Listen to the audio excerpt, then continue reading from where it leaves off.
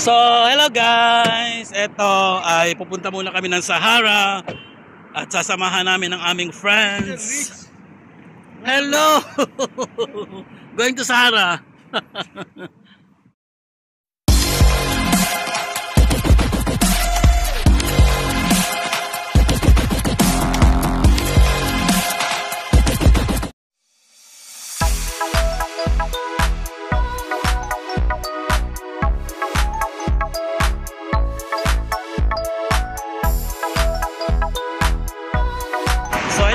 Dito na kami sa Sahara, dito sa may labas. So, hintay-hintay lang kami dito. Maya-maya kasi yung kaibigan niya raw parating. Kaya samahan natin sila dito sa may sa may Sahara Center.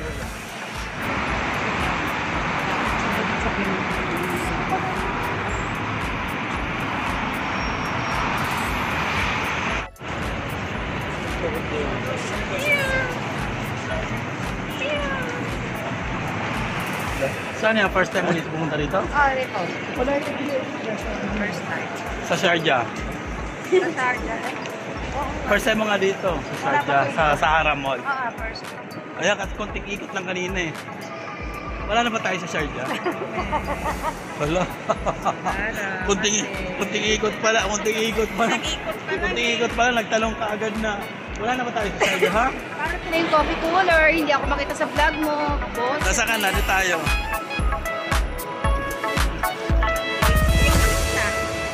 So bali punta muna tayo dun sa may sa may baba, sa may MRSNBD kasi may 200 ako na may nag-send pero hindi naman nag-ano ng SMS. Okay. Alam mo 'yon? Naka-experience kayo ng ganon? Kasi 200 i-copy natin, di ba kuya? Yung 200 na yun ang tanong kung nakapasok ba doon kasi bakit walang SMS? Yun ang ano doon. Kapasok alin?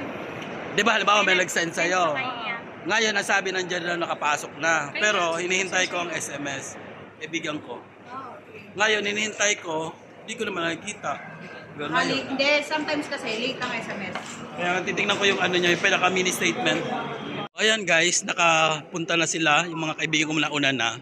Kasi nga, i-check ko nga yung perang pinadala sa akin. Sabi kasi, na-send now, pero wala naman siyang SMS.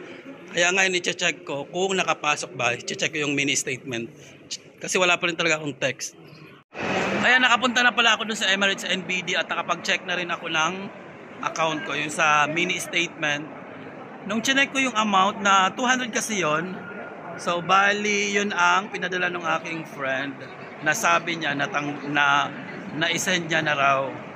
So ngayon wala nga akong SMS kaya sabi ko wala pa, hindi ko pa na-receive. So case basis kasi na nangyari, may nag-send sa akin, wala namang SMS. Nung chinek ko sa account ko, nakapasok siya.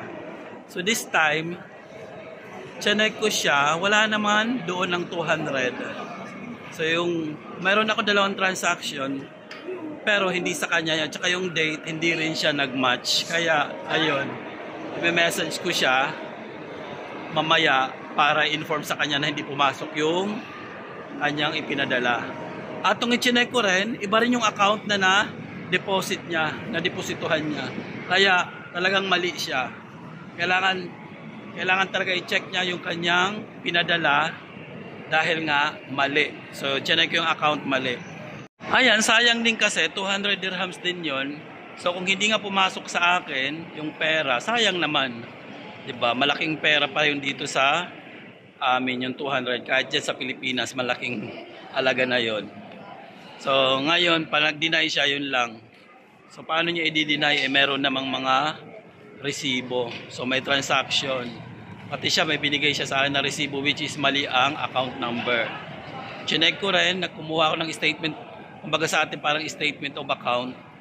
So, nakita ko ngayon yung transaction ko. Dalawa lang naman yung 200 ko. Isang purchase at saka isang transfer. So, hindi sa kanya yon. Kagabi lang nangyari ang transaction. Yung sa kanya, pinadala niya sa akin yun nung 8 pa nung May. Ano na ngayon, 12. Diba? Sana naman ibigay niya sa akin dahil kailangan ko rin yung pera na yun. So, yun lang.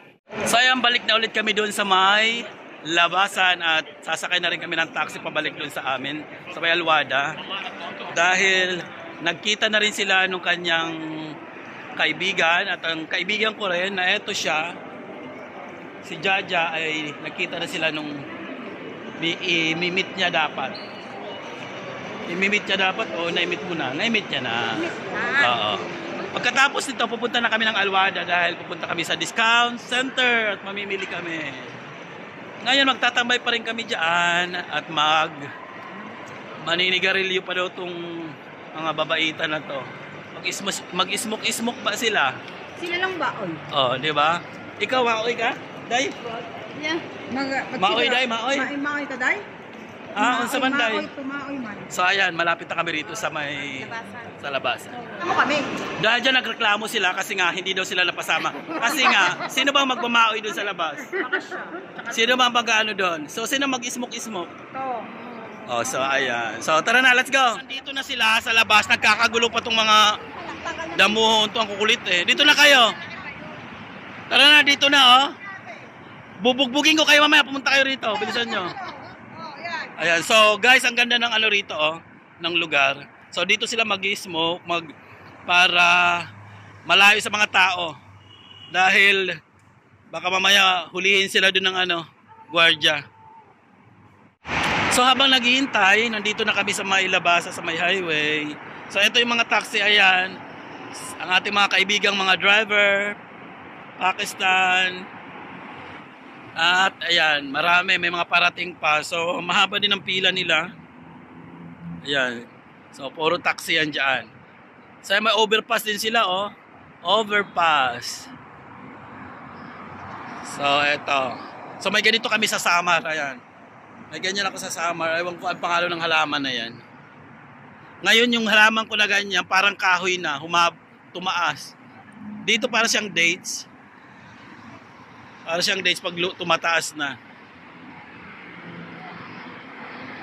So tatlo yung ganyan ko doon sa may ano sa Samar, magkatabi sa may ano sa may bintana. Dahil nga pag lumalaki na siya, masyado siyang mayabong yung dahon. So natatakpan na yung bintana kaya tinanggal nung kapatid ko yung isa.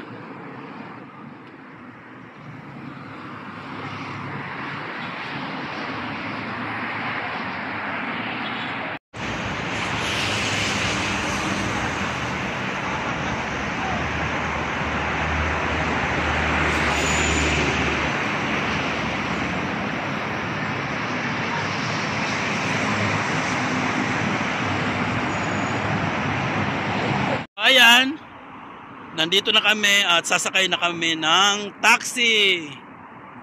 Kami ay pabalik na sa Alwada at pupunta kami doon sa discount center para mag-grocery. So ano, saan ba tayo sasakay? So eto.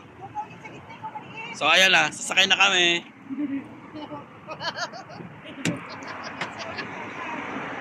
So sakay na tayo.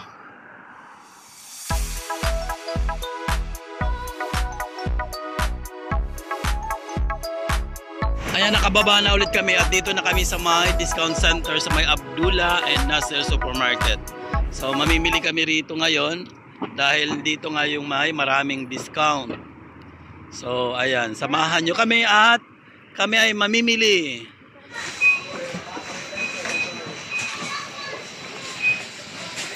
Kaya nagpaalam naman kami kumain dito at sabi, pwede naman daw kaya ito kumakain kami rito sa loob ng supermarket. At syempre kailangan yung ano, yung wrapper niya wag lang itatapon. Kasi papunch ng cashier 'yon. Kaya ayan, kumain kami. Nakadalawa na akong ano, strawberry. Nakailan kang strawberry? Salang. Salang. Sa akin dalawa. Ano, kaya pa ba? Mukhang mabigat yata ang ano. Sobrang nabigat yung kanyang push cart. So ayan, magche-check out na kami. Magbabayad na kami doon sa may cashier. So tara, bayad na tayo. Ayan, eto na yung pinamili namin. Ngayon may problema kami kung paano namin dadalhin to. Kasi ang dami nung napamili niya, mabigat masyado. So anong desisyon nyo? Oh.